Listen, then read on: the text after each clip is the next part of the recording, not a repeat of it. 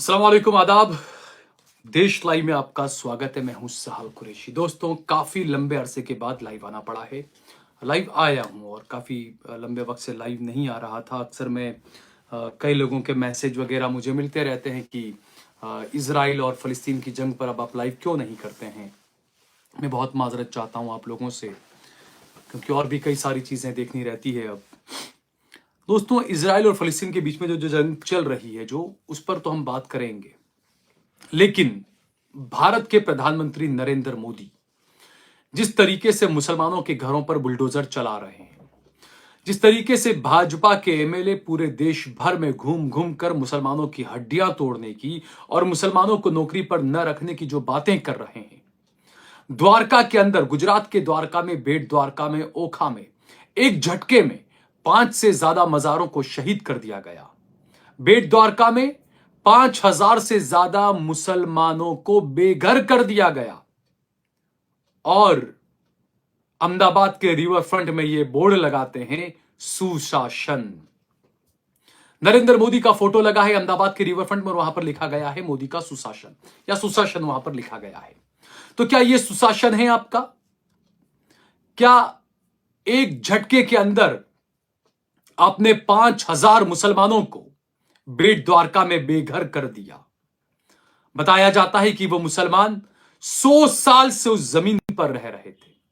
1 साल पहले तकरीबन गुजरात के मुख्यमंत्री ने कहा था कि 1600 किलोमीटर की जो पूरी पट्टी है, आप गुजरात का जो कोस्टल इलाका देखेंगे, आप पोरबंदर, ओखा, द्वारका, सोमनाथ, ये पूरा जो पट्टी है 1600 किलोमीटर की पट्टी है। गुजरात के मुख्यमंत्री ने कहा था कि ये 1600 किलोमीटर की पट्टी पर हम किसी भी तरह का अतिक्रमण नहीं रहने देंगे, पूरी खाली कर देंगे, अतिक्रमण नहीं रहने देंगे। और जिस तरीके से पिछले 2 दिनों में यह कहा गया, बाबा का बुलडोजर, दादा का बुलडोजर, यूपी में बाबा का बुलडोजर, गुजरात में दादा का बुलडोजर। गुजरात के गृह मंत्री ने कहा कि अतिक्रमण हम नहीं छोड़ेंगे, अतिक्रमण को हर जगह से मुखाड़ फेंकेंगे। और सुरक्षा का नाम दिया गया कि सुरक्षा के नाम पर, सुरक्षा की वजह से, देश की सुरक्षा की वजह से हम इन मछुआरों को वहां पर नहीं बसने देंगे जो 100 साल से वहां बसे हुए हैं। अब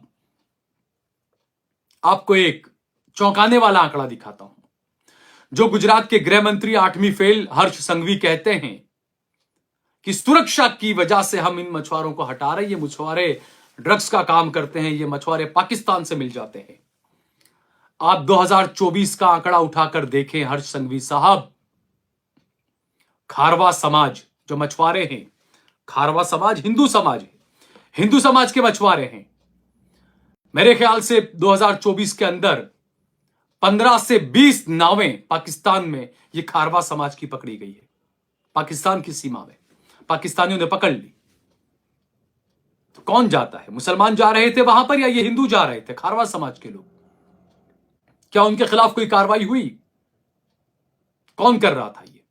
और रही बात सुरक्षा की, आपको हैरानी होगी, पिछले 1 साल के अंदर पोरबंदर से 2 हिंदू आतंकवादी पकड़े गए। ओखा से 1 हिंदू आतंकवादी पकड़ा गया, जिस पर आरोप लगा कि वो पाकिस्तान के आईएसआई के लिए जासूसी कर रहा था। पोरबंदर में रहकर और ओखा में रहकर वहां के इलाकों की जासूसी कर रहा था। ये हिंदू आतंकवादी कर रहे थे, ये मुसलमान समाज से नहीं थे। क्या उनके घरों पर बुलडोजर चला? क्या वो जिन इलाकों में रह रहे थे उन इलाकों पर बुलडोजर चला? तो ये कैसी सुरक्षा आपकी? क्या आतंकवाद के नाम पर हिंदू पकड़ा जा रहा है, उसके खिलाफ कोई कार्रवाई नहीं होती है? वो भले अतिक्रमण करके रह रहा है। और देश के हिंदू भाइयों को, दुनिया भर में रह रहे हिंदुओं को यह मैसेज दिया जा रहा है कि मुसलमान अतिक्रमण करता है। क्या हर्ष संघवी साहब, खारवा समाज के लोगों ने पोरबंदर में, बेट द्वारका में, ओखा में, क्या वहां पर उन लोगों ने अतिक्रमण नहीं किया है? क्या बड़े बड़े बीजेपी के नेताओं ने दरिया के किनारों पर अपने बड़े बड़े फार्म हाउस सरकारी जमीनों पर नहीं बनाए हैं? क्या उन्होंने अतिक्रमण नहीं किया है? क्या आपको वह अतिक्रमण नहीं दिख रहा है? एक झटके के अंदर आपने 2 दिन के अंदर 400 मुसलमानों के मकान तोड़ दिए और आपने मक्कारी की, अधिकारियों ने मक्कारी की। उज्जैन में भी इस तरह का, मध्य प्रदेश में भी इस तरह की घटना हुई। उत्तर प्रदेश में भी इस तरह की घटना हुई, हर जगह बुलडोजर। मध्य प्रदेश के अंदर जो मकान तोड़े गए, जो मजार तोड़ा गया, सुप्रीम कोर्ट की चेतावनी के बावजूद ये बुलडोजर की कार्रवाई हुई। मध्य प्रदेश के उज्जैन के निजामुद्दीन कॉलोनी पर महाकाल कॉरिडोर के नाम पर 257 घरों को तोड़ दिया गया और ये तमाम 257 मकान मुसलमानों के मकान थे, तोड़ दिए गए। और वहां पर मौजूद तकिया मस्जिद को भी शहीद कर दिया गया, जबकि प्रशासन ने शहर के काजी खलीलुर रहमान से कहा था कि मस्जिद को आंच नहीं आने देंगे हम, लेकिन उसके बावजूद तकिया मस्जिद को शहीद कर दिया गया। इन अधिकारियों पर यकीन करेंगे आप?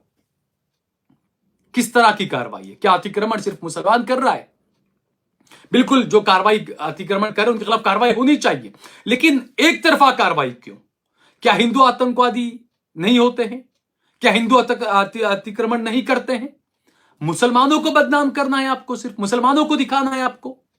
एक और मैं आपको बताऊं, जीतू मकरा नाम का एक खारवा समाज का प्रमुख है। जो खारवा समाज है, जो लोग जानते हैं कोस्टल इलाके के, द्वारका, पोरबंदर वगैरह के, तो खारवा समाज एक हिंदू समाज है, मछुआरों का समाज है ये। तो ये खारवा समाज का जो अध्यक्ष है, जो प्रमुख है, जीतू मकरा, उसको पिछले दिनों गुजरात सरकार ने, पुलिस ने, प्रशासन ने उसको सम्मानित किया और यह कहा कि जीतू मकरा ने बहुत बड़ा काम किया कि उसने ड्रग्स पकड़वाया, 500 किलो ड्रग्स पकड़वाया जीतू मकरा ने। लेकिन हैरानी की बात आप देखिए कि जो ड्रग्स पकड़ा गया था, यह कहा गया कि वो ड्रग्स जीतू मकरा की बोट से पकड़ा गया। कुछ लोगों का यह कहना है, यह आरोप है। अगर एक इंसान ने कोई आरोप लगा रहा है तो क्या इसकी जांच नहीं होनी चाहिए कि जिसकी बोट में से ड्रग्स पकड़ा गया 500 किलो, उसको पुलिस अवार्ड दे रही कि इन्होंने तो ड्रग्स पकड़वाया है। भाई, वो बोट किसकी थी? कौन थे वो लोग? किसके लिए काम कर रहे थे वो लोग? अदानी के पोर्ट से हजारों किलो के, हजारों करोड़ों रुपए का ड्रग्स पकड़ाया। क्या कोई कार्रवाई हुई अदानी के खिलाफ? उखाड़ फेंकिया अदानी का वहां से बंदर, पूरा पोर्ट वहां से हटाइए। हजारों किलो का ड्रग्स वहां पर मिला है ना, हटाइए आप सुरक्षा के नाम पर। यह 1600 किलोमीटर का पूरी पट्टी जो है, क्या यह अदानी को दी जाएगी? हिंदुओं को बेवकूफ बनाया जाएगा क्या? सोमनाथ के नाम पर, द्वारका के नाम पर कि हम कॉरिडोर बनाएंगे यहां पर, लेकिन कॉन्ट्रैक्ट मिलेगा गुजरात के लोगों को। काशी के अंदर जब कॉरिडोर बनाना था, कॉन्ट्रैक्ट मिला गुजरातियों को।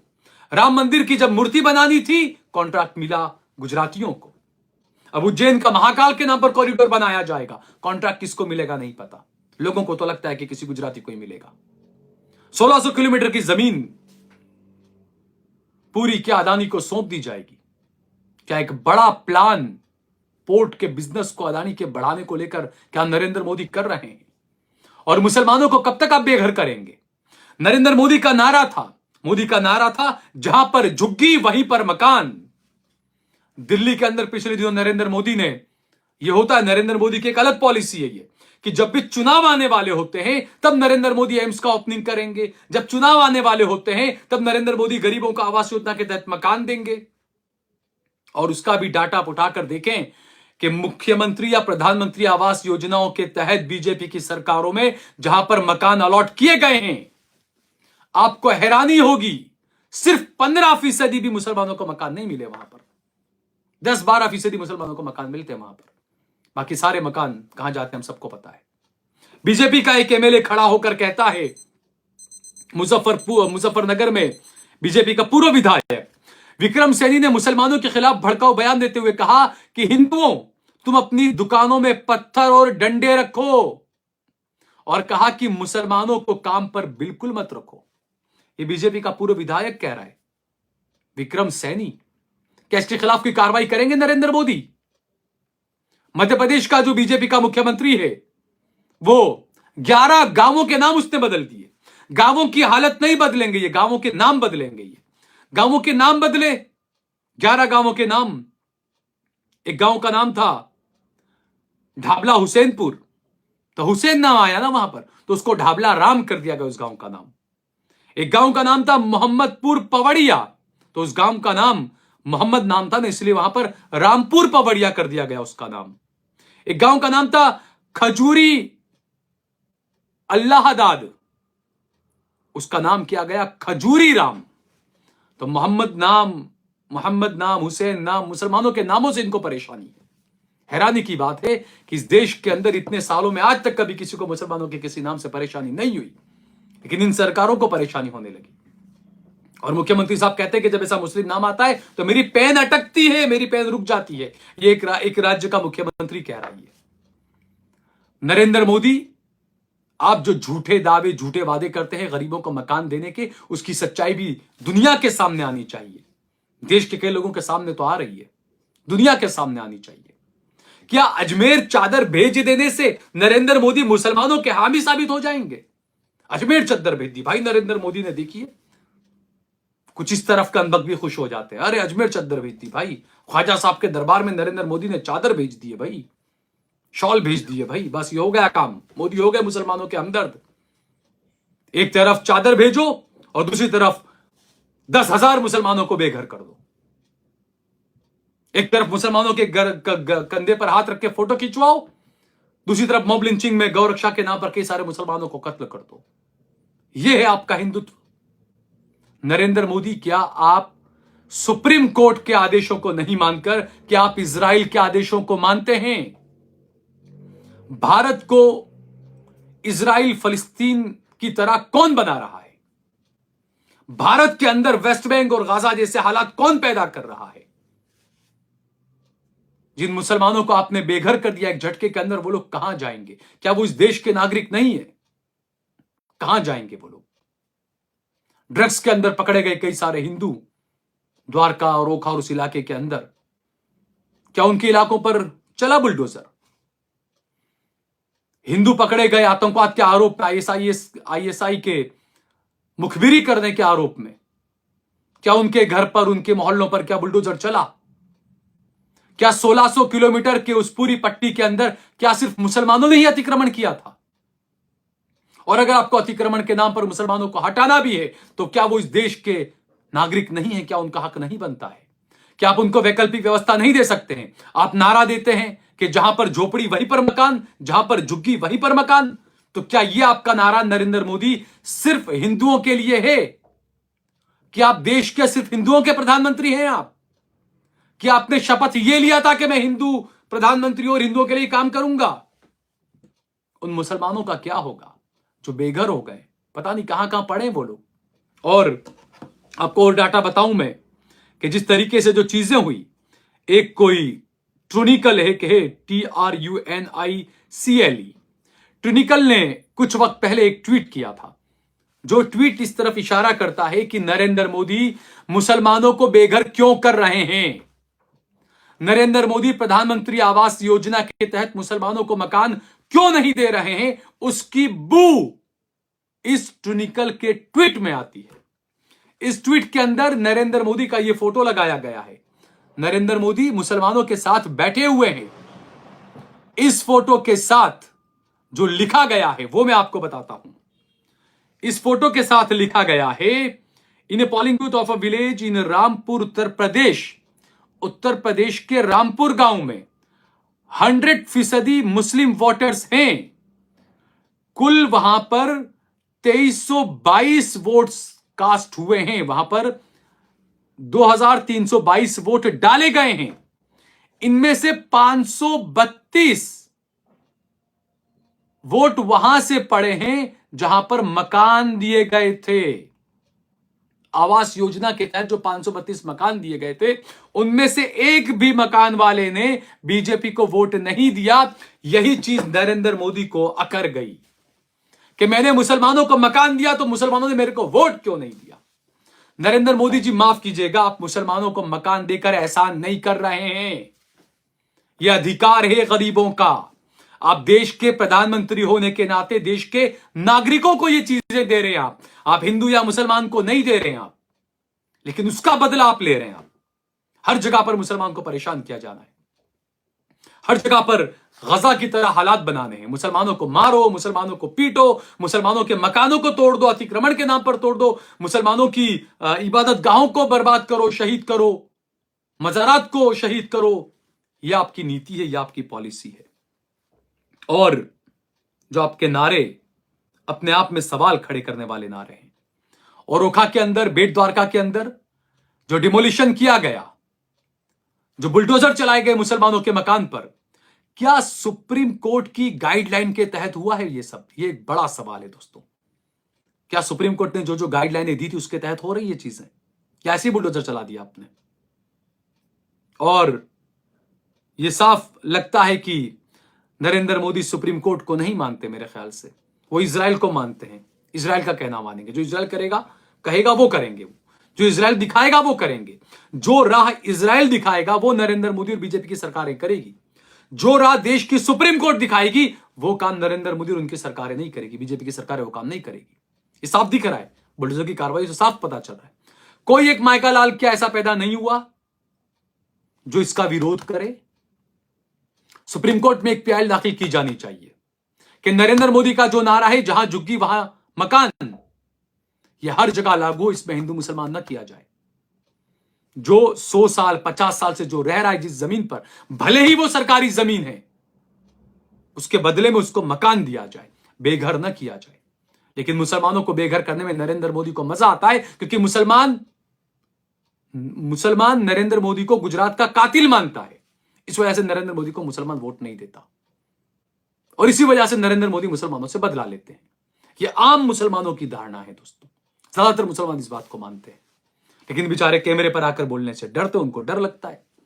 अब जो मैं आपको बता रहा हूं कि सिर्फ मुसलमानों पर ही दबाण, अतिक्रमण के आरोप लगकर उनके ही मकानों को क्यों तोड़ा जाता है? कुछ लोग कहेंगे क्या हिंदुओं के अतिक्रमण की वजह से कोई प्रूफ है आपके पास? बिल्कुल मेरे पास प्रूफ है दोस्तों। 24/12/2024 को कुछ मुस्लिम धर्मस्थलों को और मकानों को नोटिस दिए गए थे बेट द्वारका में। उनमें से कुछ लोग 9 जनवरी 2025 को गए कलेक्टर के पास सारे दस्तावेज लेकर, और कलेक्टर ने सुनवाई की, देखा और फौरन दूसरे दिन ही बुलडोजर का आदेश दे दिया। अब ये तमाम मुसलमान थे। अब यहां पर द्वारका में कुछ सर्वे नंबर हैं, जैसे कि सर्वे नंबर 532 गोचर की जमीन है, उस पर मंदिर ने अतिक्रमण किया हुआ है। 537, 520, 449, 59, 552 ये तमाम सर्वे नंबर है जो कि गोचर की जमीन है और जिसमें अलग अलग तरीके से अलग अलग हिंदुओं ने अतिक्रमण कर रखा है। तो क्या बाबा का बुलडोजर वाले मुख्यमंत्री साहब को और बड़बोले हमारे गुजरात के गृह मंत्री हर्ष संघवी साहब को, क्या इन सर्वे नंबर पर जो अतिक्रमण हुआ है वो नजर नहीं आ रहा है आपको? सिर्फ मुसलमानों का अतिक्रमण आपको नजर आता है? और इसके अलावा सर्वे नंबर 55 के जो जंगल है और उसमें मंदिर बना दिया गया अतिक्रमण करके। सर्वे नंबर 26 जो तालाब है वहां पर भी अतिक्रमण कर दिया गया। सर्वे नंबर 386 जो एक कब्रिस्तान की जगह है, वहां पर भी होटल के कुछ बिजनेसमैनों ने वहां पर कैंप वगैरह लगा दिए, अतिक्रमण कर दिया।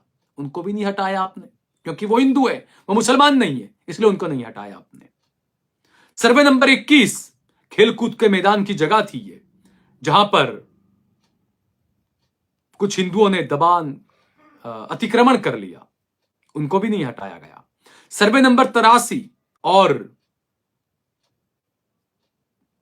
कई ऐसे और सर्वे नंबर 401 जो गोचर जमीन में है, लेकिन वहां पर भी हिंदुओं ने मकान बना लिया, अतिक्रमण कर दिया।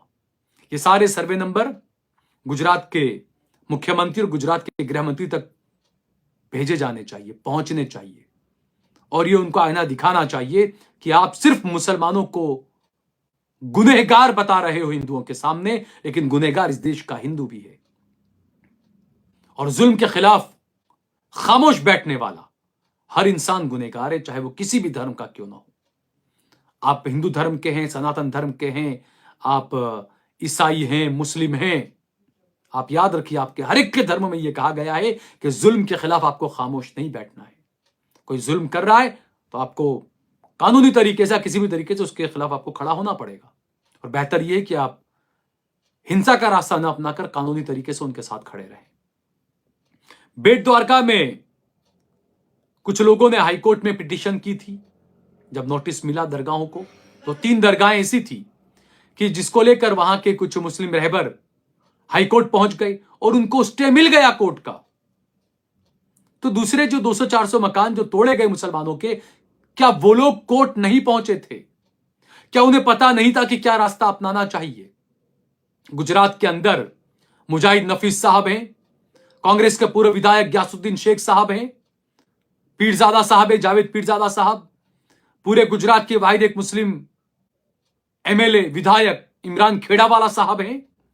ये तमाम वो लोग हैं जिन्होंने अक्सर बुलडोजर के खिलाफ और नफरत की राजनीति के खिलाफ खड़े हुए हैं। ये लोग जमीयत उलमा हिंद, जमात इस्लामी, कई ऐसे संगठन हैं जो बुलडोजरों के खिलाफ, बुलडोजर मुसलमानों पर जो जुल्म के तहत जो बुलडोजर चलाए जा रहे हैं उसके खिलाफ उन लोगों ने कोर्ट के दरवाजे खटखटाए हैं।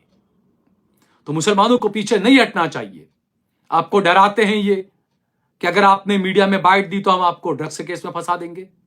और जिन लोगों ने बेट द्वारका का जो मैंने मामला बताया कि 3 दरगाहों को लेकर जिन्होंने हाईकोर्ट में पिटीशन दाखिल की थी, जिन्हें स्टे मिल गया, वो हाईकोर्ट में पिटीशन करने वालों को भी पुलिस ने गिरफ्तार कर लिया, हिरासत में ले लिया।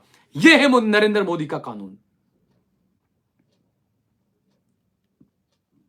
तो इसीलिए यह मांग की जानी चाहिए कि अगर आप अतिक्रमण के नाम पर बुलडोजर चला रहे हैं तो उसमें कम से कम आपके बुलडोजर को आप सांप्रदायिक न बनाएं।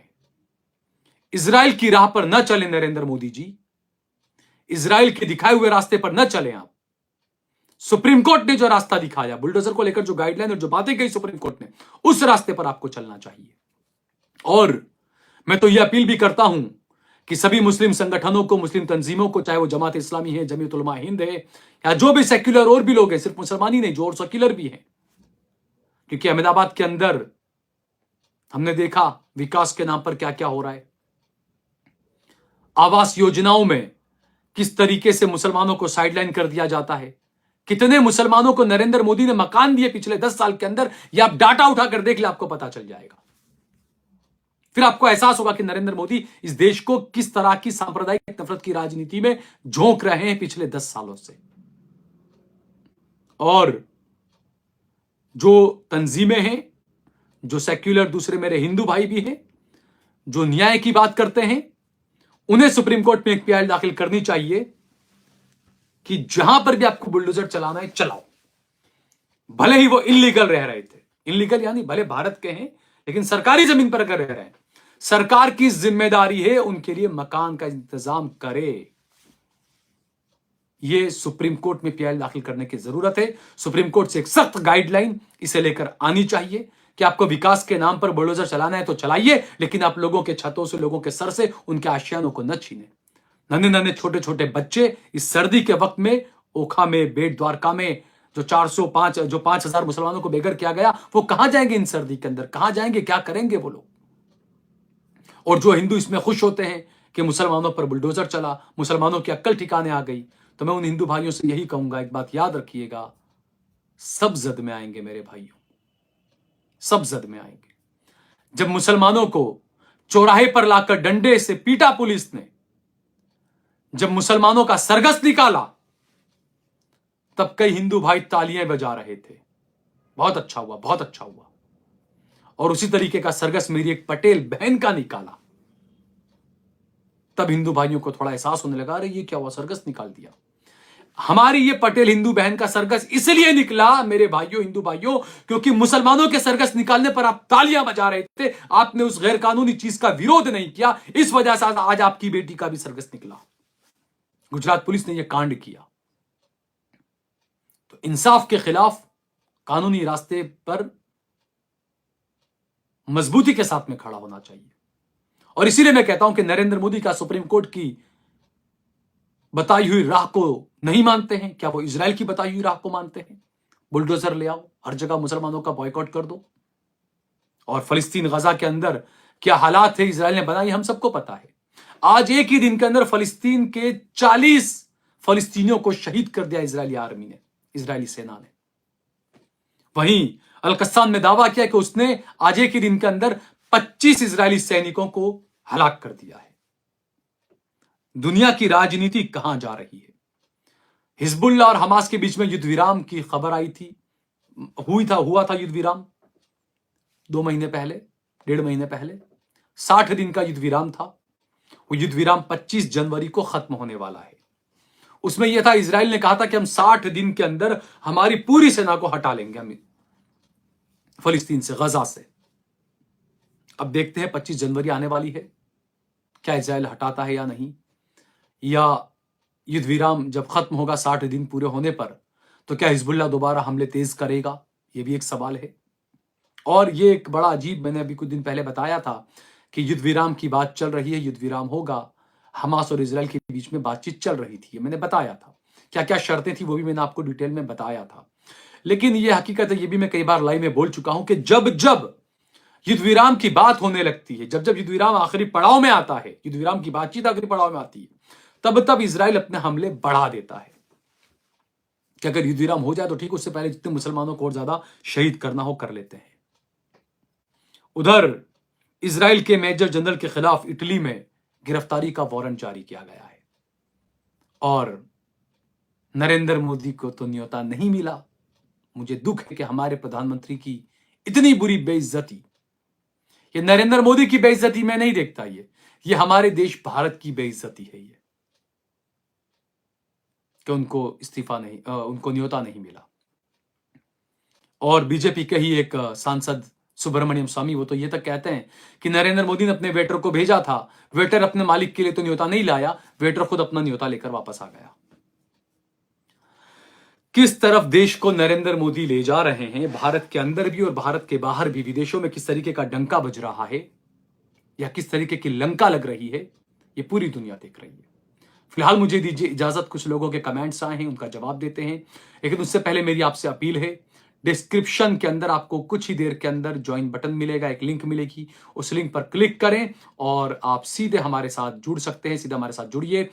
हमने हमारा नंबर भी हम आपको दे रहे हैं, मेरा नंबर है 991091111090। कुछ सुझाव हैं तो आप इस नंबर पर व्हाट्सएप करके दे सकते हैं, और इसके अलावा इस नंबर के जरिए आप हमारी जितनी मदद करना चाहें, हमारा सहयोग और समर्थन करें। कुछ लोगों के कमेंट्स हैं, उनके जवाब दे देते हैं जल्दी जल्दी। मैं सारे कमेंट्स के जवाब नहीं दे पाऊंगा, माफी चाहता हूं। इमरान कागदी कह रहे हैं अल्लाह खुश रखे आपको, जजाकल्ला आमीन। अदनान सामी कह रहे हैं हाय, अस्सलाम वालेकुम अदनान भाई। मास्टर ग्रामर हंटर कह रहे हैं भाई साहब संस्कारी कुछ भी करे तो भी देशभक्ति होता है, अफसोस की बात है। इस्लामिक रील कह रहे हैं अस्सलाम वालेकुम व रहमतुल्लाहि व बरकातुहू। वालेकुम सलाम भाई। समीर खान कह रहे हैं ग्रेट वर्क सर, शुक्रिया समीर भाई। शमशेर आलम कह रहे हैं बीजेपी हटाओ देश बचाओ। एचे कालावत दिल भेज रहे हैं, शुक्रिया एचे भाई आपका। अली कह रहे हैं ईवीएम की सरकार है, झूठ चोरी लूट रेप, बिल्कुल यही सब हो रहा है, अफसोस की बात है। रफीक खान कह रहे हैं नाइस जर्नलिज्म बेस्ट सर, बहुत बहुत शुक्रिया रफीक भाई, जजाकल्ला। धर्म सिंह कह रहे हैं फ्री पैलेस्टाइन। इम्तियाज कुरैशी कह रहे हैं भाई अमेरिका की हालत देख लो, जुल्म करने वालों के ऊपर जुल्म करने वालों जुल्म से डरो। देखिए हमें किसी की उस पर खुश नहीं होना चाहिए, अल्लाह की मर्जी है तमाम चीज़ें। क्योंकि जो लोग हो रहे हैं, जो अमेरिका में जो आग लगी है, वो देखिए आप इंसानियत को देखें, आप ये ना देखें कि उन लोगों ने, वो सबके सब तो फ़लस्तीन के खिलाफ नहीं खड़े थे ना, लेकिन फिर भी उन लोगों के मकान जले, तो अल्लाह है, अल्लाह जो कर रहा है, अल्लाह जो देख रहा है। तो खुश होना ये हमारा काम नहीं है, इंसानियत के लिए दुआ करें। रोज सिंगिंग सेंसेशन कह रहे हैं आपको सलाम, बहुत बहुत शुक्रिया, वालेकुम सलाम भाई। जमाल सर कह रहे हैं अस्सलाम वालेकुम भाई, प्राउड ऑन यू भाई, बहुत बहुत शुक्रिया। फिलहाल मुझे दीजिए इजाज़त, इस वीडियो को ख़त्म करते हैं, लाइव को ख़त्म करते हैं। इस वीडियो को ज़्यादा से ज़्यादा शेयर करिए, कमेंट करिए, लाइक करिए। जय भारत, जय हिंद।